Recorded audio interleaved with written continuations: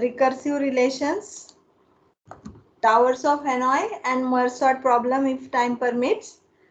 Today we are going to start unit number 2.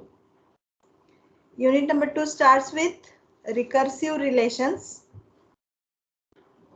In this unit, we will discuss very interesting problems. The towers of Hanoi, you might know, you might heard about it. Merge sort, you know the complexity and other things related to merge sort. We will discuss Fibonacci recurrence also. So here you have learned these algorithms into other subjects or in data structures.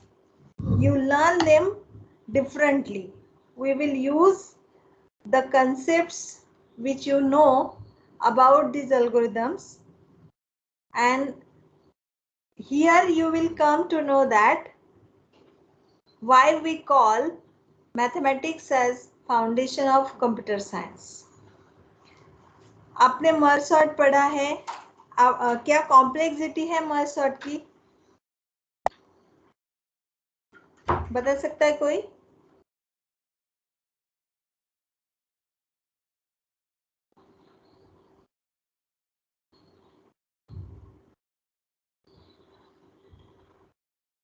कुछ तो होगी ना, right wrong what ever, लेकिन complexity ये पढ़ा है ना आपने? Yes ma'am. Yes ma'am. कोई भी एल्गोरिथम बता दो जिसकी कॉम्प्लेक्सिटी आपको पता है।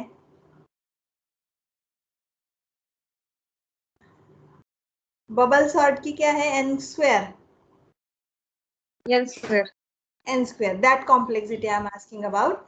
तो ये जो कॉम्प्लेक्सिटी है आपने डेटा स्ट्रक्चर्स में पढ़ी है, कैसे निकालते हैं, किस एल्गोरिथम की निकालते, वो पढ़ा होगा या फिर डायरेक्टली लर्न भी किया होगा।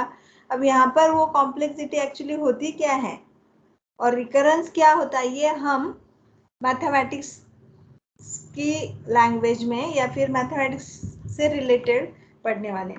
सो हम first we will discuss recurrences. In the last unit also we have talked about recurrences little bit. Let us take our discussion further. Recurrence relations or recurrences. What is recurrence? सबसे पहले जो आप define करते हो programming language में, recursive function आप जो define करते हो प्रोग्रामिंग लैंग्वेज में कि एक फंक्शन खुद को कॉल करता है स्मॉलर इनपुट्स के लिए, तो वो हमारा रिकर्सिव फंक्शन होता है। तो एक्चुअली रिकरेंस मतलब क्या? रिकरेंस मतलब कुछ भी नहीं, ये सीक्वेंस ऑफ नंबर्स हैं। रिकरेंस ऐसा कुछ स्पेसिफिक टर्म और बहुत कॉम्प्लिकेटेड कंसेप्ट ऐसा कुछ भी नहीं है। रिकरेंस मतलब सीक्वेंस ऑफ नंबर्स, और वो जो सीक्वेंस ऑफ नंबर्स होता है वो उसमें एक रूल है कि अर्ली टर्म्स आर स्पेसिफाइड। जैसे हमने देखा था, आपको याद होगा कि हम लोग ऐसे an लिखते थे, ये सीक्वेंस है, और ये सीक्वेंस बनाने के लिए हमें अर्ली टर्म पता होनी चाहिए, और फिर हम रिकरेंस रिलेशन मीन्स पैटर्न ढूंढते थे, और इसके एग्जांपल्स हमने कुछ किए थे, आपको याद होगा। तो ये जो है an, ये क्या है? सीक्वेंस ऑफ नंबर्स है। ये सीक्वेंस ऑफ नंबर्स के लिए आपको अर्ली टर्म्स पता होना जरूरी है, and later terms, early terms के बाद की जो भी टर्म्स आने वाली है are expressed as a function of their predecessor. Early term पता है और जो नेक्स्ट टर्म होगी ये आप कैलकुलेट कर सकते हो या आप इसको निकाल सकते हो, एक्सप्रेस कर सकते हो using early terms. So early terms और function on early terms. For example, here is a recurrence describing sequence. ये सीक्वेंस है 1 2 3 नेक्स्ट 4 5 6 अप टू n। ये जो सीक्वेंस है, इस सीक्वेंस में रिकरेंस है। सो रिकरेंस आप पैटर्न को भी बोल सकते हो, जो पैटर्न हम यहाँ से निकालते हैं उसे भी हम रिकरेंस बोल सकते हैं। Recurrence is used to describe the sequence. So here the first term is 1 and the subsequent term is 1 more than its predecessor. तो early term 1 है और next term 1 greater than previous. तो ये हमारा पैटर्न है। तो हमें इसे कैसे लिखते हैं? Suppose early term is T1 equals to 1 और पैटर्न होगा Tn equals to Tn minus 1 plus 1 for n greater than or equals to 2. 1 तो दे दी है और 1 के बाद की 2, 3, n जो भी n होगा वो दो या 2 से बड़ा होगा, उसके लिए ये है। तो ये जो सीक्वेंस ऑफ नंबर्स है इसको डिस्क्राइब इस तरीके से हम कर सकते हैं। इसके लिए हम initial term early term specify करते हैं और पैटर्न स्पेसिफाई करते हैं, इसको हम रिकरेंस बोलते हैं। So recurrence is nothing but a way to describe a sequence of numbers where early terms are specified explicitly and later terms are expressed as a function of their predecessors. This is what definition. We will discuss lots of things related to recurrences and solving them, but let us try to better understand the recurrence relations with help of some examples.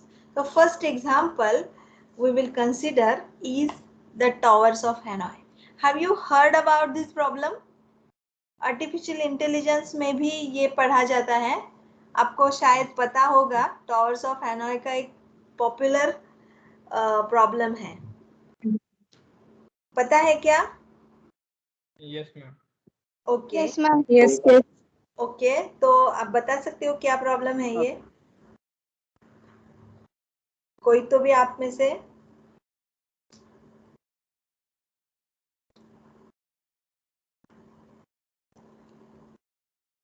Okay, let me tell you. Hanoi एक city है। हैनोई city में एक temple है और temple में 3 post है और उनके पास 64 गोल्ड डिस्क है। गोल्ड की, सोने की 64 डिस्क है। ऐसी डिस्क है जिसके बीच में एक होल है।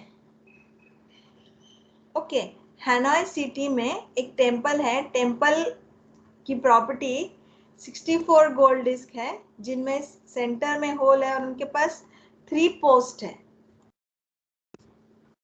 पोस्ट मतलब something like this.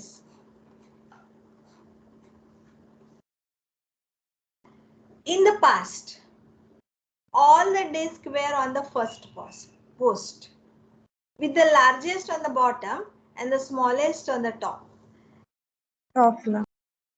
Okay, so largest is on the bottom, then like this.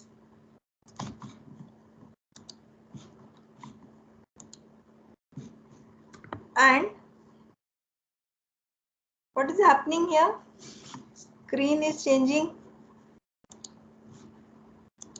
Okay. So one disk at a time. Okay. तो ऐसा था अर्लियर। प्रॉब्लम ऐसा है कि ये जो लोग थे उनको ये जो सारी डिस्क है ये डिस्क मूव करनी है। To move all the disc to one of the other 2 post according to following rules. ये सारी जो डिस्क एक पोस्ट पर पड़ी है इनको ये दोनों पोस्ट पे मूव करनी है, लेकिन उसके लिए 2 रूल्स दिए गए। एक पहला रूल है, the only permitted action is removing the top disk from one post and dropping it onto the another. Top की ही डिस्क उठानी है, ऐसे बीच में से कोई भी या लास्ट की ऐसी कोई भी डिस्क हम नहीं उठा सकते। जो डिस्क टॉप पर है उसी को हम मूव कर सकते हैं। और दूसरा रूल है, a larger disk can never lie above a smaller disk on any post. नीचे बड़ी डिस्क होगी, उसके ऊपर छोटी डिस्क होगी, कभी भी छोटी के ऊपर बड़ी डिस्क नहीं हो सकती है। ये सेकंड रूल है। ये दो रूल्स दिए गए हैं और ये 64 डिस्क को एक पोस्ट से निकालकर दूसरे दो पोस्ट पर मूव करना है। This problem is known as towers of Hanoi. Okay, अभी हम ये जो प्रॉब्लम है टॉवर्स ऑफ हेनॉय का, इस प्रॉब्लम को मैथमेटिकली रिप्रेजेंट करने की कोशिश करते हैं। इसके लिए हम क्या करेंगे, थोड़े, अब 64 डिस्क मूव करना इम्पॉसिबल है ग्राफिकली भी दिखाने के लिए, तो कम डिस्क लेकर दिखा सकते हैं suppose. So this is the initial configuration of the disc in the towers of Hanoi problem. 3 post है, सारी डिस्क पहली पोस्ट पर है और अब हमें ये मूव करना है। तो ये प्रॉब्लम समझने के लिए पहले हम कंसिडर करेंगे कि हमारे पास 3 गोल्ड की डिस्क है, 3 ही डिस्क है। तो हम ये डायग्राम ऐसे ड्रॉ करेंगे, 1, 2 and 3। ये 3 डिस्क है, इनको मूव करना है तो कितने स्टेप्स लगेंगे। स्टेप्स हमें फाइंड आउट करना है कि वो जो दोनों रूल्स दिए गए हैं उनको फॉलो करके ये डिस्क मूव करनी। तो आप बोलो कैसे मूव करें। पहले मैम कौन सा डिस्क निकालना है मैम, ऊपर से नीचे से? तीनों डिस्क दूसरी पोस्ट पर निकालने हैं, या पहली पोस्ट से निकाल के दूसरे पे रखने हैं। पहली डिस्क काढू छोटी, पहिली डिस्क काढू, सेकंड मध्ये टाकू। ओके, एक एक स्टेप सांगूया, नाव देऊ का यांना? 1, 2, 3, 1, 2 आणि 3 नाव आहेत। 1 is largest, 2 is middle and 3rd is smaller one. So ये 3 पोस्ट, हमें पता है कि एक ही टॉप की ही डिस्क मूव कर सकते हैं। तो ऊपर की एक डिस्क ली मैंने, कहाँ डालू उसको? तीसऱ्या पोलला, third. Okay, so this is 3, then दुसरी सेकंड पोलला। Okay, in the second one, we will get 3 number here, sorry, 1 number here, 3 number here, and 2 number here. Okay. 3 नंबरची परत 2 नंबरवर. Okay. So here it is 2 and 3, and it is third one. Okay. परत आली तिसऱ्या पोलला. So now we have this. Okay. 3 नंबरची पहिल्या पोलला. Means this one. Yes, okay. ma'am. So this, okay. 2 number तिसऱ्या पोल मध्ये. Okay, now we have this. आणि 3 नंबरची परत त्याच पोलवर. So this one. Okay, correct. So how many steps required to move these 3 discs? 1, 2, 3, 4, 7, 5, 6 and 7. Okay, 7 steps. It is shown in this diagram too. Same problem. In the first step, topmost is moved. Then in the second step, second one is moved. In third step, this one here. In the fourth step, in the fifth step, sixth step and seventh step. Okay. So to move 3 gold discs, we need 7 steps. To move 4 discs, how much steps we need?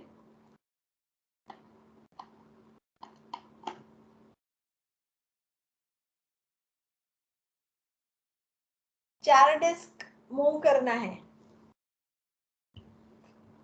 Take this as an homework. Okay ma'am. Homework में आपको मुझे इसका number नहीं बताना है, diagram draw करके बतानी है, ऐसी डायग्राम,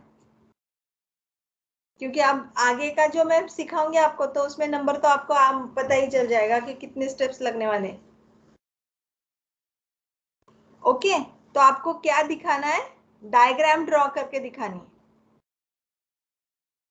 ये ऐसी वाली डायग्राम, ये 3 डिस्क के लिए है, आपको ये 4 डिस्क के लिए दिखानी है। Okay okay ma'am. ओके, अब हमें ये निकालना है, मतलब जो जो जो टॉर्स ऑफ हैनॉय का प्रॉब्लम है, तो ये प्रॉब्लम रिकर्सिव प्रॉब्लम हो सकता है क्या, ऐसा पहले हमें ढूंढना है कि ये जो प्रॉब्लम है ये रिकर्सिव काइंड ऑफ प्रॉब्लम है। तो अगर ये रिकर्सिव होगा तो हम उसको रिकर्सिव टाइप से सॉल्व करेंगे। So first we have to understand the problem and then we have to find out whether it is recursive relation, whether it contains recursive relation or not. So it is actually recursive problem and that can be solved using recursive relations or recursively. Let us see how. Let Tn be the minimum number of steps required to solve n disk problem. हमारा problem है T64, towers of हैनॉय का problem 64 gold disc है, तो हमें T64 ये 64 disc move करने के लिए कितनी स्टेप्स निकालनी है, कितनी स्टेप्स लगने वाली है, ये निकालना है, इसका आंसर हमें ढूंढना है। ओके, तो इसके लिए मैंने आपको बोला कि 3 डिस्क के लिए, आपने ही बोला मुझे कि 7 स्टेप्स में लगता है, तो 4 डिस्क के लिए, 5 के लिए, 6 के लिए, ऐसे करते करते 64 के लिए हमें डायग्राम या फिर कुछ मेथड यूज करनी पड़ेगी और तब हमें ये नंबर ऑफ स्टेप्स पता चलेंगे। तो let us try to generalise this. Instead of 64 let us take Tn be the minimum number of steps required to solve n-disk problem. अब ये जो मूव करना है ये 3 स्टेजेस में होगा। अभी आपने ये जो यहाँ पर ये डायग्राम में देखा है, तो जो टॉप की जो डिस्क है ये आप 3rd पोस्ट पर ले जाते हो, उसके बाद की ये जो डिस्क है वो 2nd पोस्ट पर लेकर जाते हो, फिर ये जो 3rd पोस्ट वाली है ये फिर 2nd पोस्ट पर लेकर आते हो, फिर ये जो बड़ी है वो 3rd जो रिकामी जो एम्प्टी है वहां पर लेकर जाते हो। ऐसे करते करते यहाँ से मूव वहां से मूव करते करते आप जो टारगेट है वो अचीव करते हैं। तो यहाँ पर अगर हमने ये कंसीडर किया कि ये जो प्रॉब्लम है इसको स्टेजेस में डिवाइड करना है, तो सबसे पहले कुछ भी करके हमें क्या करना पड़ेगा कि ये जो टॉप की डिस्क है सारी, ये बड़ी वाली छोड़ के बाकी जितनी भी डिस्क है उनको ये 2 पोस्ट में मूव करना पड़ेगा, ताकि ये जो पोस्ट है यहाँ पर ये अकेली रह जाए, बड़ी सबसे बड़ी। ओके, तो अगर ये हमारे n डिस्क है, ये सारी n डिस्क है और जो भी कुछ मूवमेंट्स होने वाली है उसमें से ये सारी जो बची है n को छोड़ के, कितनी बची है 63 n-1 बची है ना, n-1 n-1। तो ये जो n- डिस्क है इनको मूव करने के लिए हमें कुछ Tn-1 मूव्स लगेंगी यहां से वहां जाने के लिए। ओके, उसके बाद जब ये अकेली यहां रह गई है, इसको मूव करने के लिए हमें 1 मूव लगेगी, 1 स्टेप लगेगी, और ये जो बड़ी छोटी जो यहाँ से यहाँ से आ रही थी उनको फिर से इधर लाना, फिर से उधर लाना, ऐसे करने के लिए फिर से हमें Tn-1 स्टेप्स लगेंगी। एग्री और not? Yes. Okay, yes ma'am. ये जो सॉल्यूशन है हमारा, ये 3 स्टेजेस में हम इसको डिवाइड कर सकते हैं। एक तो बड़ी छोड़ के सब छोटी वाले मूव करो, फिर बड़ी को मूव करो, और फिर जो छोटी है उनको वापस अपनी जगह पर लेकर आओ। तो ये 3 स्टेजेस है हमारी। Stage 1, move the top n-1 disc from the first post to the second using the solution of n-1 disc. n-1 disc का सॉल्यूशन कंसीडर करके।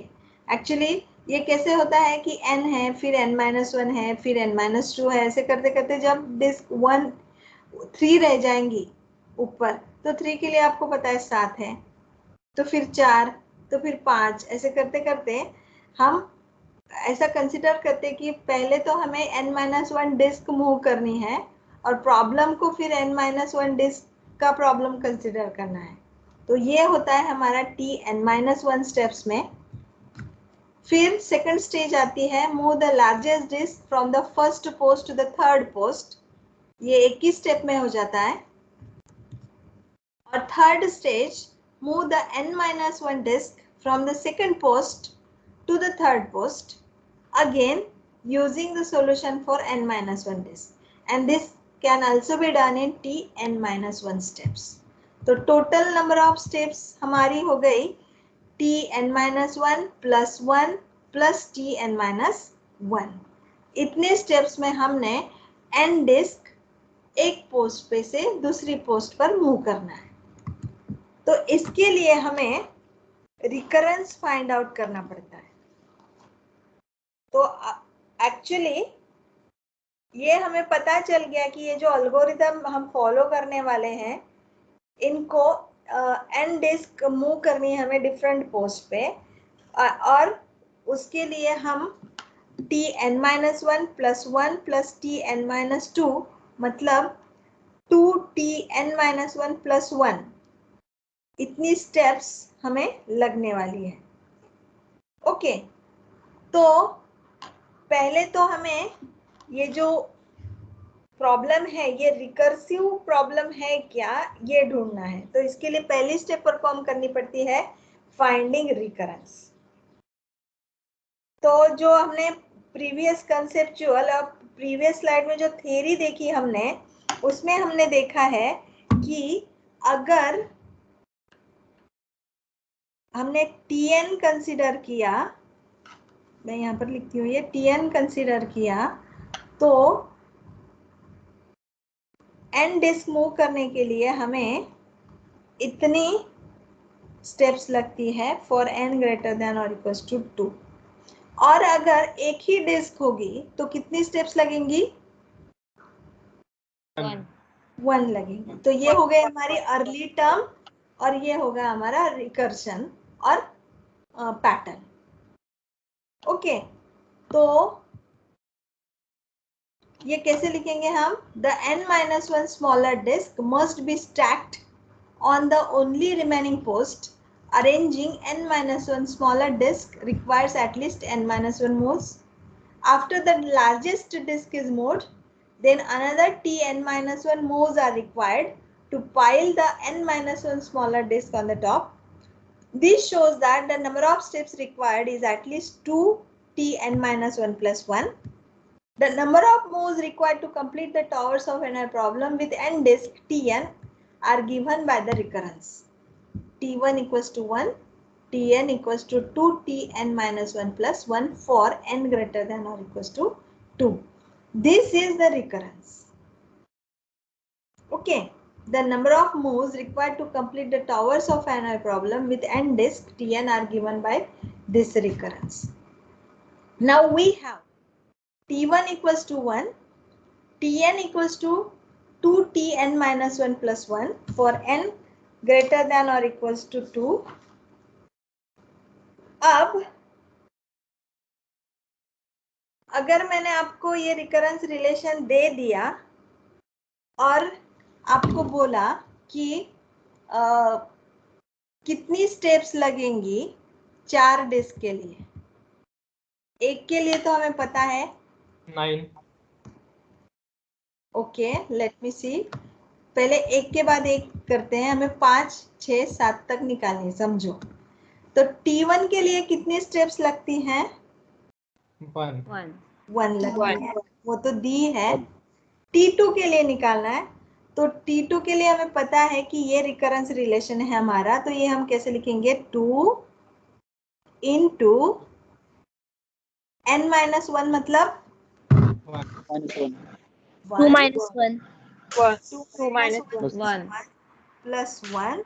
plus अब 1 यहाँ plus T1 की वैल्यू हमें पता है, कितनी है T1 की value 1 1, so we can replace it by 1 plus 1, तो कितना आ गया ये 3।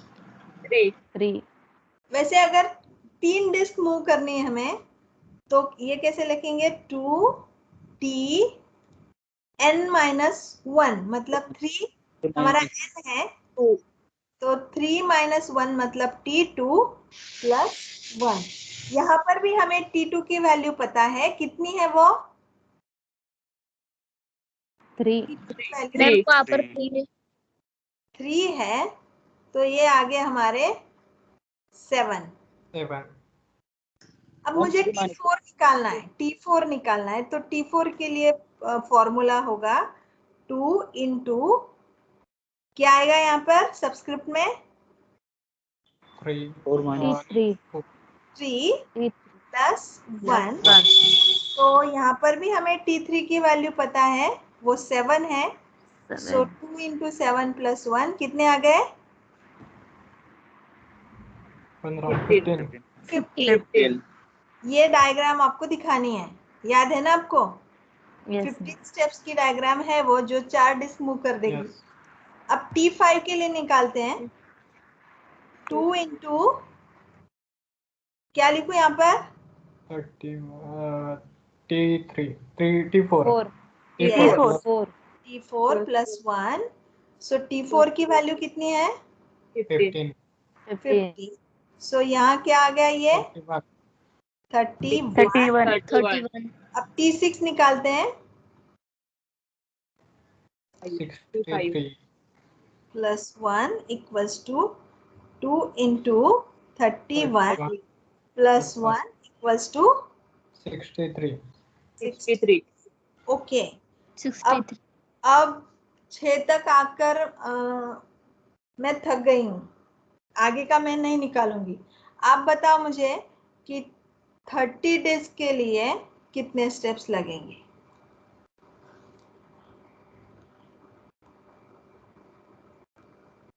कितना टाइम दूं?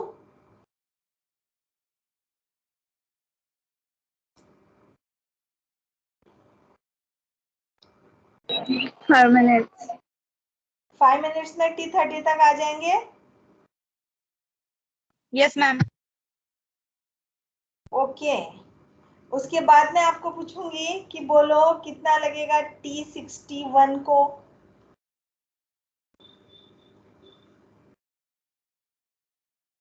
उसको कितना टाइम लगेगा फिर?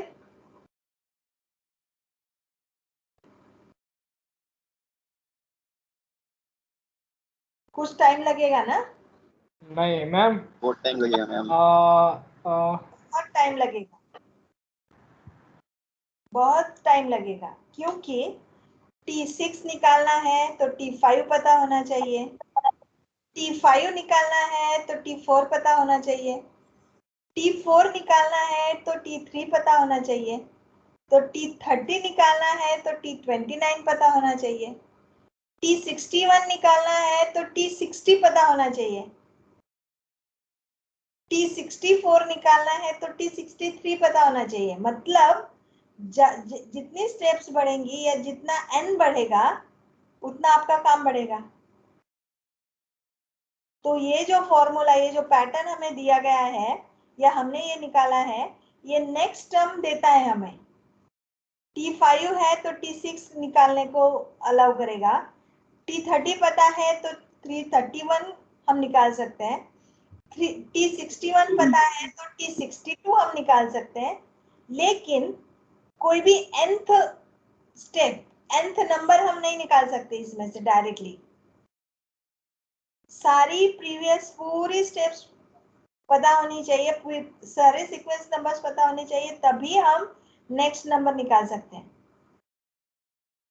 Are you getting what I am trying to tell you? Yes, ma'am. तो ये है हमारा Yes, ma'am. ये है हमारा रिकरेंस। ये रिकरेंस एक्चुअली क्या हुआ कि ये अगर सीक्वेंस दे दी मैंने 1 3 7 15 31 63 ऐसी सीक्वेंस दे दी, तो आपको याद होगा मैंने पहले आपको पूछा था कि अर्ली टर्म बताओ, आप बताओगे T1 इक्वल्स टू 1। फिर मैंने पूछा आपको पैटर्न बताओ, तो फिर आपने ये पैटर्न निकाल के दिया मुझे Tn-1 प्लस 1। ओके, तो एक्चुअली ये रिकरेंस क्या है? ये जो सीक्वेंस है, ये जो सीक्वेंस ऑफ नंबर्स है, इसको रिप्रेजेंट करने का दूसरा तरीका है। एग्री? अभी ये कितनी बड़ी सीक्वेंस होगी, तो इसके बदले में हम एक मैथमेटिकल फॉर्मूला, एक नोटेशन में इसको लिख सकते हैं। तो ये सीक्वेंस नंबर लिखने का ये दूसरा तरीका है जिसे हम रिकरेंस बोलते हैं। Isn't it? तो ये अगर रिकरेंस आपको दिया है, इससे आप सीक्वेंस तो बना लोगे, लेकिन अगर मैंने आपको पूछा कि ये सीक्वेंस में 199 नंबर पे कौन सा नंबर है, आप नहीं बता सकते, इमीडिएटली नहीं बता सकते, आपको कैलकुलेशंस करना पड़ेगा बहुत, तब आप वो बताओगे। तो इसके लिए हमें कोई तो भी फॉर्मूला चाहिए। ये पैटर्न है, ये ओके है, लेकिन ये फॉर्मूला नहीं है, ये पैटर्न है। तो हमें ऐसा कोई तो भी फॉर्मूला चाहिए कि जिसमें हम वैल्यू डालेंगे और कोई भी नंबर आ जाएगा। गेटिंग? उसे बोलते हैं सॉल्यूशन। जो फॉर्मूला की बात मैं यहाँ पर कर रही हूँ उसे बोलते हैं सॉल्यूशन। और अगर ऐसा फॉर्मूला हमें मिल जाता है तो हम कोई भी टर्म निकाल सकते हैं। तो वो जो T64 का प्रॉब्लम है वो इमीडिएटली सॉल्व हो जाएगा। तो कोई भी प्रॉब्लम जब दिया जाता है तो पहले उसमें हमें रिकरेंस फाइंड आउट करना होता है। तो रिकरेंस फाइंड आउट करने की ये मेथड है जो हमने डिस्क्राइब की पहले, कि थ्योरेटिकली देखो कितनी स्टेप्स लगती है, कैसी स्टेप लगती है, और नेक्स्ट टर्म अगर हम प्रीवियस टर्म से कैलकुलेट कर सकते हैं तो वो रिकरेंस है। तो ये हो गया हमारा फाइंडिंग रिकरेंस। और दूसरी चीज होती है सॉल्विंग रिकरेंस। ये रिकरेंस सॉल्व करके हम ऐसा फॉर्मूला निकालते हैं, उस फॉर्मूला को आप कॉम्प्लेक्सिटी बोलते हो। मर्ज शॉर्ट पढ़ाऊंगी तब आपको समझ में आ जाएगा। तो ये है finding recurrence. Now we will go for solving recurrence. अभी हमें पता है कि ये रिकरेंस है और हमें अब इसका फॉर्मूला ढूंढना है, उसका सॉल्यूशन ढूंढना है, उसका एक्सप्लिसिट फॉर्मूला ढूंढना है, क्लोज्ड फॉर्मूला ढूंढना है। तो उसके लिए हमें रिकरेंस को सॉल्व करना पड़ेगा। अब रिकरेंस सॉल्व करने के कुछ मेथड्स हैं। तो एक मेथड उसमें है guess and verify. Guess and verify. दूसरी मेथड है प्लग एंड चग।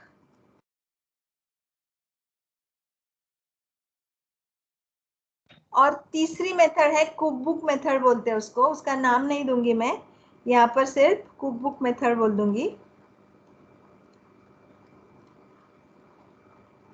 तो रिकरेंस का सॉल्यूशन फाइंड आउट करने के लिए हमें ये तीन मेथड्स यूज करते हैं। इसके लिए गेस एंड वेरीफाई में हम लोग कोई तो भी सॉल्यूशन उसका गेस करते हैं और मैथमेटिकल इंडक्शन से उसे वेरीफाई करते हैं।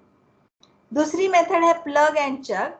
ये प्लग एंड चग में हम लोग फॉर्मूला में कुछ वैल्यूज डाल के देखते हैं, प्लग करते हैं सॉल्व करते हैं, प्लग करते हैं सॉल्व करते हैं, और कुछ पैटर्न निकालता है क्या ऐसा ढूंढते हैं। निकल गया तो अच्छा है, ऐसी प्लग चग मेथड होती है। और तीसरी है cook book method. Cook book method मतलब रेसिपी बुक। रेसिपी बुक में अगर कोई रेसिपी बनानी है तो कैसे दिया होता है इंग्रेडिएंट्स, 1 चम्मच शुगर, 1 कप मैदा ऐसा दिया होता है, तो हम लोग अपना दिमाग नहीं लगाते, जो दिया है वहां पर वो उसमें एक एक इंग्रेडिएंट लेते हैं, फिर जैसे बोला है preheat oven on 350 degree something like that for 10 minutes, इतना ऑयल लेना है, अब ये डालना है, अब ये मिक्स करना है, तो ये बोलते हैं कुक बुक मेथड। तो ऐसी भी मेथड है जो आपको हम लोग यूज कर सकते हैं रिकरेंस सॉल्व करने के लिए। तो पहली मेथड हम देखेंगे गेस एंड वेरीफाई वाली। तो गेस एंड वेरीफाई मेथड के लिए हमें पहले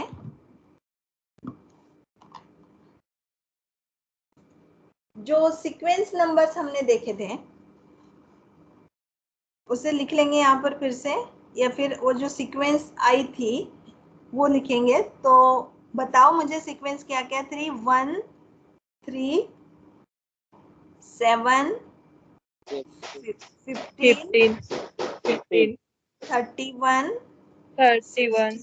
63 कोई अगला नंबर आप गेस कर सकते हैं क्या?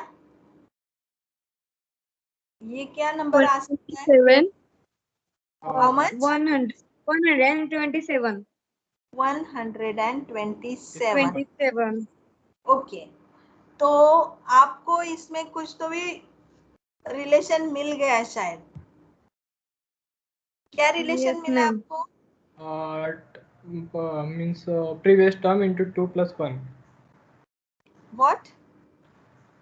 Previous term हाँ, means into 2 plus 1. वो तो रिकरेंस है ही ना अपना, तो means वो ती रिकरेंस व्हॅल्यू कशी रा- रँडम काढायची साठी का? हाँ, सपोज रॅन्डम मॅम म्हणजे जी व्हॅल्यू काढायची ती 2 जी पॉवर द्यायची आणि -1 करायचं. Right, so in the terms of n, अगर एक टर्म है तो n की वैल्यू 1 है, अगर दो टर्म्स है तो n की वैल्यू 2 है, अगर तीन टर्म्स है तो n की वैल्यू 3 है। ओके, अगर चार टर्म्स है तो n की वैल्यू 4 है। तो अगर 199 नंबर निकालना है तो n की वैल्यू 199 होगी। तो ये जो है n यूज करके कुछ मिलता है क्या हमें? ये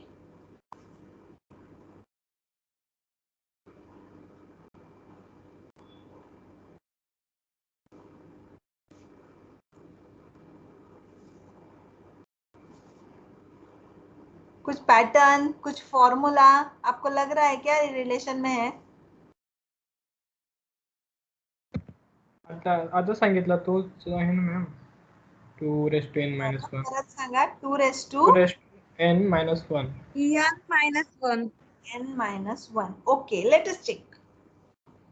ये अगर 1 दी है तो n की वैल्यू यहाँ पर क्या हो गई आपकी? 1. नहीं, दोनों टर्म्स के लिए, दो टर्म्स के लिए 2 हो गई, -1, तो ये हो गया आपका 4 - 1 मतलब 3, राइट।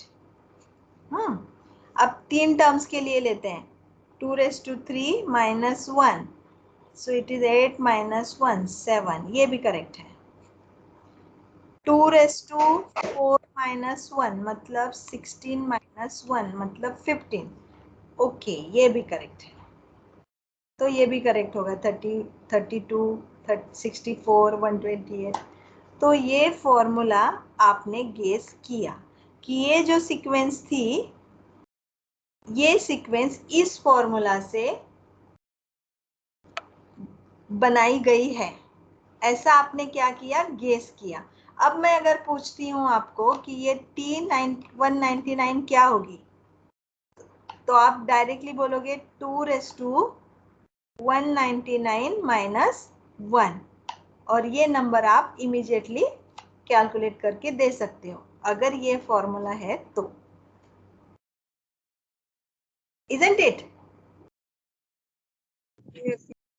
Okay, Yes, ma'am. हमने क्या किया? यहाँ पर गेस किया। ये जो सीक्वेंस दी गई थी, पहले इनिशियल कुछ वैल्यूज निकाल ली, उस सीक्वेंस को देखकर हमने एक फॉर्मूला गेस किया, और अब हमें उसको वेरीफाई करना है।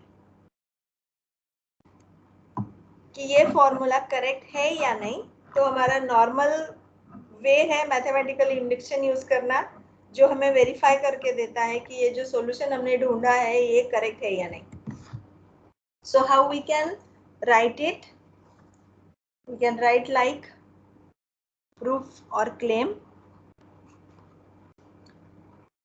तो हमारा क्लेम क्या है, मतलब प्रपोजिशन क्या है? तो प्रपोजिशन है Tn equals to 2 raise to n minus 1.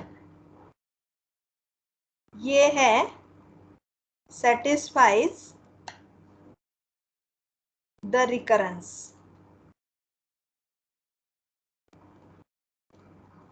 कौन सा recurrence? T1 equals to 1 and Tn equals to 2Tn minus 1 plus 1 for n greater than or equals to 2. ये recurrence को ये फॉर्मूला सेटिस्फाई करता है. ये ऐसा हमारा क्लेम है. अब हम इसको प्रूव करेंगे. सो ये एक्चुअली प्रॉब्लेम है. 1 साठी पण होतं मॅम. हाँ, फर्स्ट टर्म दिलेली असते वाटतं. फर्स्ट टर्म साठी पण चालू शकतो. तो ऑब्वियस आहे ना.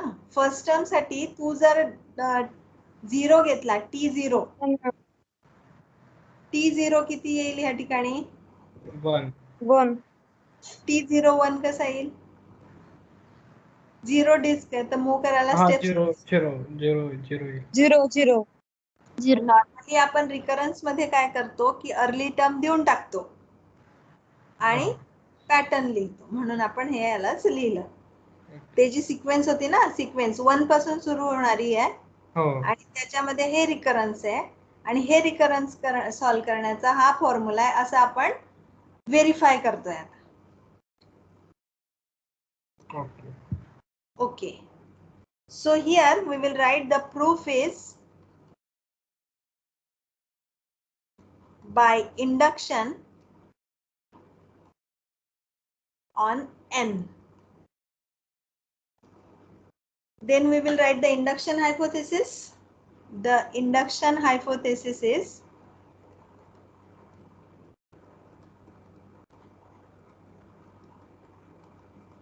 that, can you tell me what is induction hypothesis here?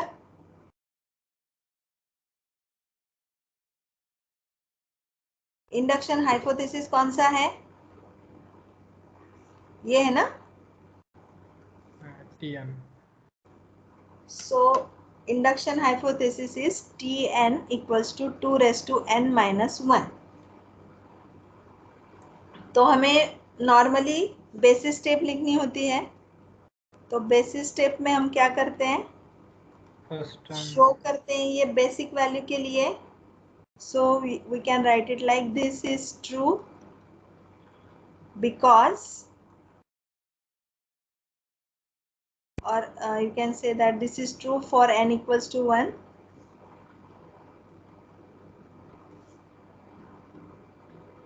This is true for n equals to 1 because T1 equals to 1, that is 2 raised to ma'am 1 आपण फॉर मध्ये n is greater than equal to 2 घेतलंय, मग 1 चं कसं येईल? 2 पासून घ्यावं लागेल का 1 पण चालेल? actually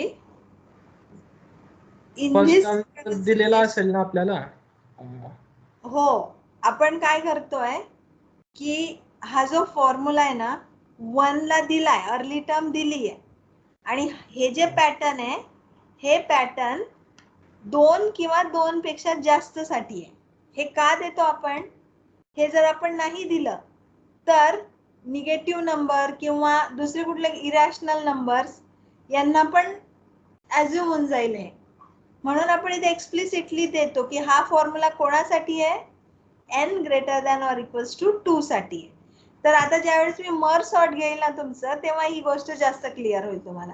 इथे फक्त तुम्ही एक लक्षात घ्यायचं आहे की सिक्वेन्स आहे ना, सिक्वेन्स आहे आपली 1 3 7 15. इला मला नोटेशन रिकरन्सच्या स्वरूपात लिहायचं आहे. तर रिकरन्शियल स्वरूपात लिहिण्यासाठी हिला आपण an म्हणतो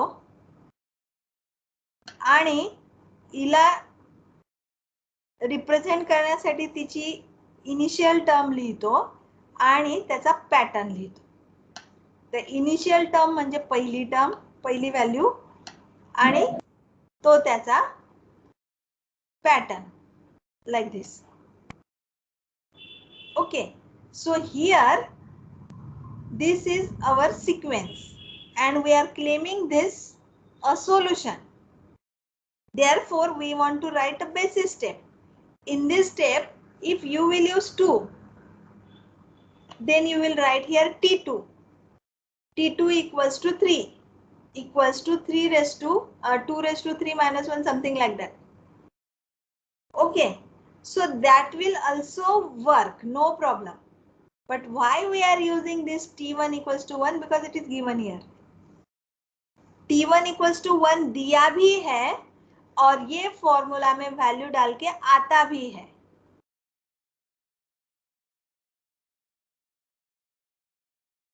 Getting?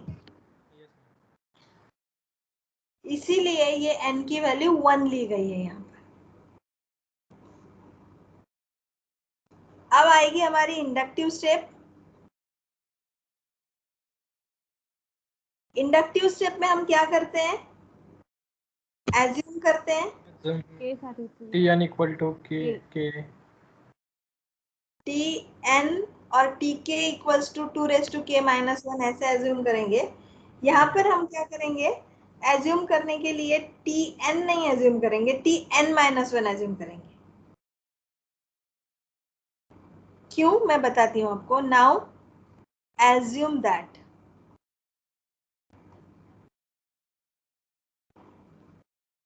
हाइपोथेसिस मुझे Tn का Tk का नहीं यूज करना है, k यूज नहीं करना है, n भी यूज नहीं करना है, मुझे Tn minus 1 यूज करना है. तो अगर मैंने ये Tn minus 1 यूज किया तो यहाँ पर क्या आएगा राइट हैंड साइड में? 2 raised to n minus 1 minus 1. हाँ, 2 raised to n minus 1. Okay, where n is greater than or equals to 2, in order to prove that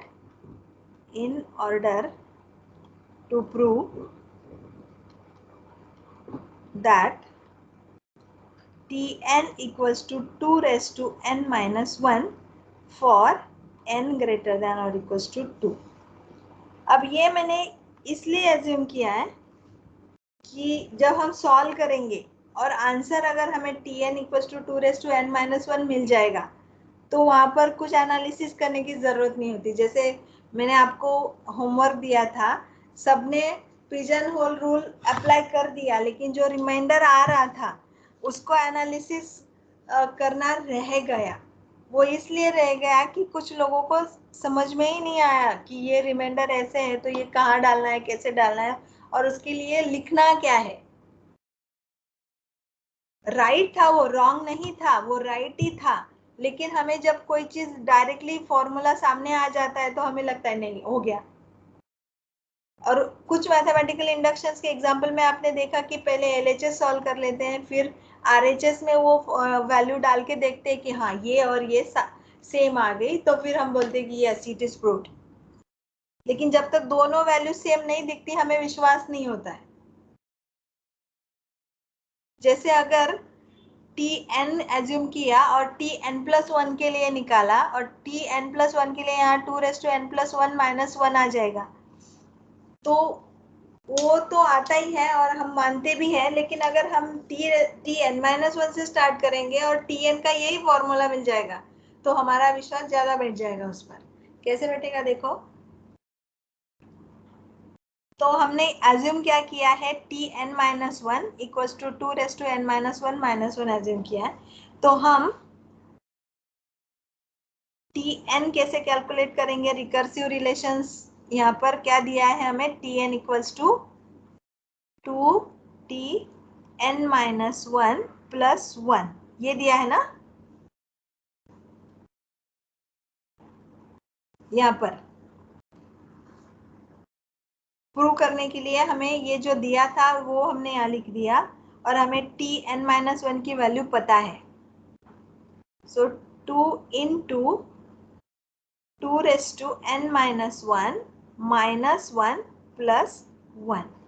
Tn-1 is replaced by this formula. This is by induction hypothesis. अब ये क्या हो जाएगा? ये -1 + 1 cancel. ये -1 + 1 cancel out नहीं करना है क्योंकि ये ब्रैकेट में है. 2 into है ना ये. यस. तो ये 2 into 2 raised to n-1 हो जाएगा 2 raised to n और ये -2 + 1 हो जाएगा +1. तो हमें ये मिल गया Tn = 2 raised to n + 1. ये मैं आपको बोल रही थी कि लिया कुछ था, Tn = ये रिकरेंस लिया था और बाद में ये फॉर्मूला मिल गया, तो इससे हमें विश्वास हो जाता है. अगर मैंने यहाँ पर बोलो हेलो. नॉर्मली, हाँ, to n - 1. 2n Tn = last step ला मॅम 2n - 1. हाँ हाँ -1. Yes yes.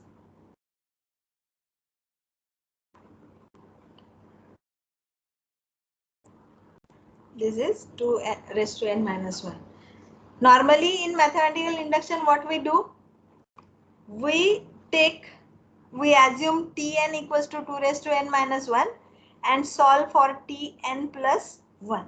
ये हम कैसे लिखते हैं? 2 into Tn plus 1 और फिर 2 into 2 raised to n minus 1 plus 1 और फिर हमें ये मिल जाता 2 raised to n plus 1 minus 1 और ये फॉर्मूला हमारा ऐसे मिल जाता. तो इससे और इससे कोई ज्यादा फर्क तो पड़ने वाला नहीं था, लेकिन यहाँ पर क्या हुआ कि ये रिकरेंस रिलेशन लिया और इससे हमें ये आंसर मिल गया, तो ये ज्यादा विश्वसनीय हो जाता है. वैसे दोनों में से कोई फर्क है नहीं. अब हम एज्यूम क्या करते हैं उस पर ये डिपेंड है. तो मैंने यहाँ पर ये क्यों एज्यूम किया था, इसका आंसर आपको शायद मिल गया होगा. ओके, तो जो फॉर्मूला आपने बताया, आपने गेस किया, वो प्रूव भी हो गया मैथमेटिकल इंडक्शन के मेथड से. This proves,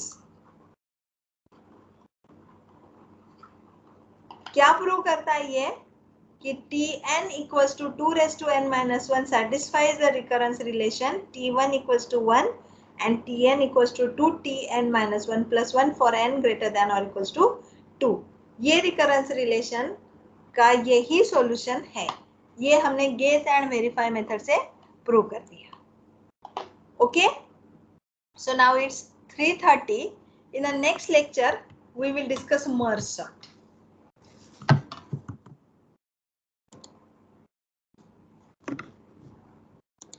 Let us stop recording.